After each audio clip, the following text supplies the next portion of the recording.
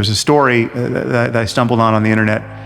I think it's about 12 or 13 years old, of a tourist bus in, I think it was Norway. It was somewhere in Northern Europe, and it had about 30 people on it. And one person was described as an Asian woman, and they went to a rest stop, and everyone got off the bus, and they shopped and had lunch, and this Asian woman changed her clothing for whatever reason, and they all got back on the bus. I think the relevance of it being an Asian woman is that there were language barriers that explained what later happened. So everyone gets back on the bus. The Asian woman has changed her clothing, and the bus is about to leave. But then someone notices, hey, there was an Asian woman who got off the bus who hasn't come back yet, and they tell the driver this.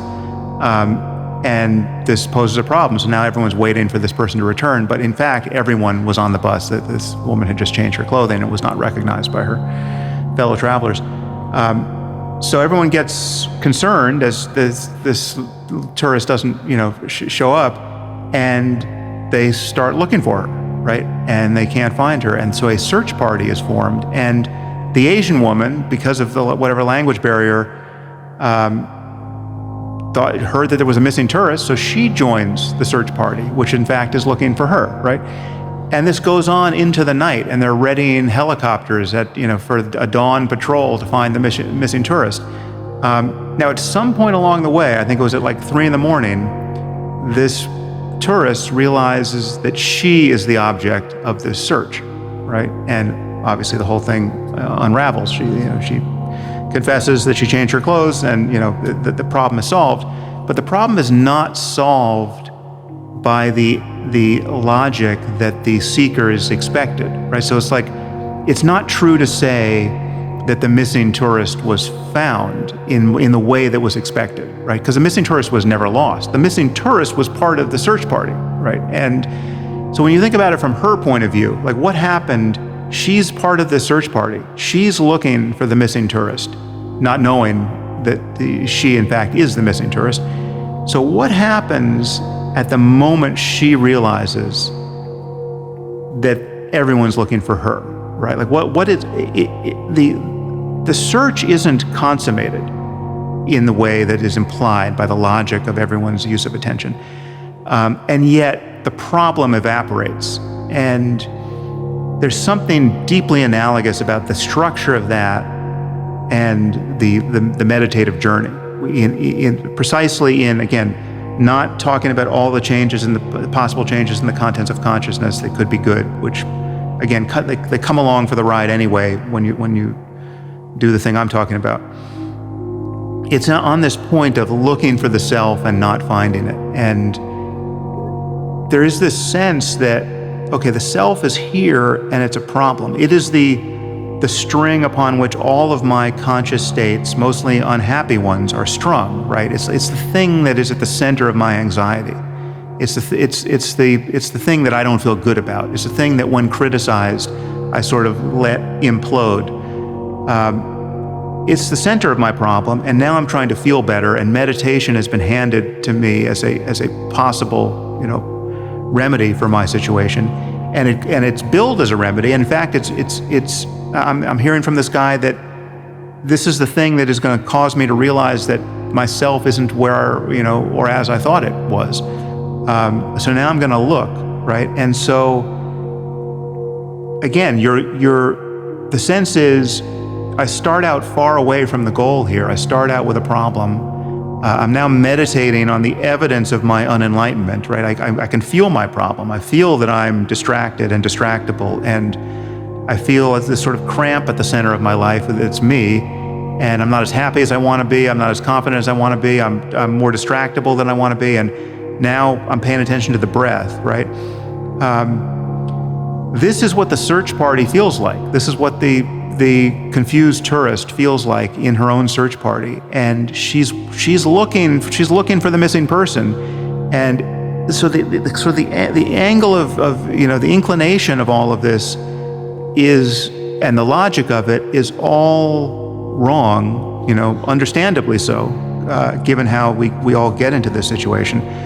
But it's useful to continually try to undercut it and recognize that the thing that's being looked for is actually right on the surface, which is, there is no one looking. There is no place from which you are if you're paying attention to the breath or to sounds or noticing the next thought arise, this sense that you are over here doing that thing is actually what it's like to be thinking and not knowing that you're thinking. You're not, there's a thought, there's an undercurrent of thought that's going uninspected in that moment. And so there is just there's a continually looking for the mind, a looking for the center of experience, a looking for the one who is looking, which is the kind of the orienting practice here. And there's a lot more I say about this, obviously, over at Waking Up.